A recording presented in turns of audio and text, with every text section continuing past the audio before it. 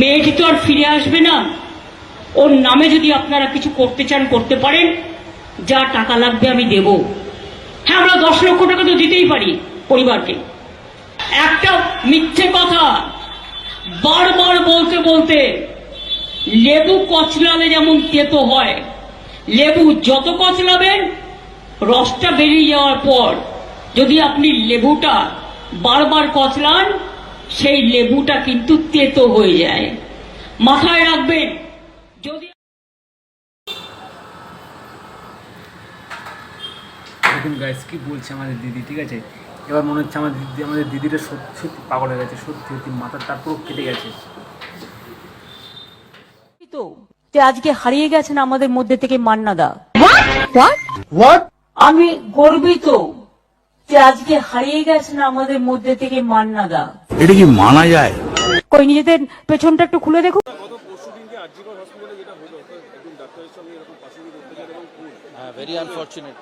very unfortunate. A strict action neoya uchit. There should be strict action against it. It's terrible, really terrible.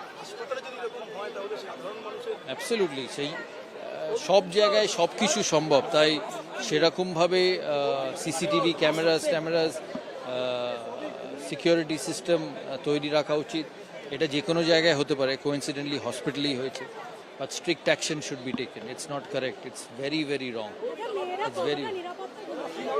না, আমার মনে হয় না একটা স্ট্রে ইনসিডেন্টে সবাইকে সমস্ত কিছুকে নিরাপদ না মনে করাটা ঠিক না। It is just one of the incidents. পৃথিবীতে সব জায়গায় এরকম করে অ্যাক্সিডেন্টস হয়, but this has to be strictly dealt. This is so wrong. আর মেয়েদের নিরাপত্তা পশ্চিমবাংলা, ভারতবর্ষে সব জায়গায় আছে। তো India is a fantastic country, so is West Bengal. It's a great state, a great city we live in. তো একটা ইনসিডেন্ট দিয়ে জাজ করা উচিত নয়, but strict action should be taken. কিন্তু সরকারি হসপিটালে নিরাপত্তা তো বাড়ানো উচিত। একটা সরকারি হসপিটালে নিরাপত্তা সব জায়গায় বাড়ানো উচিত, কারণ পেশেন্ট, ডক্টর, ছেলে মেয়ে তো সব জায়গায় থাকে। Private hospital, public hospital, offices, schools, মাঠ, সব জায়গায় থাকে। আচ্ছা দাদা, আপনি যে কথাগুলো বলছেন এই কথাগুলো কি আপনার মুখে মানায়?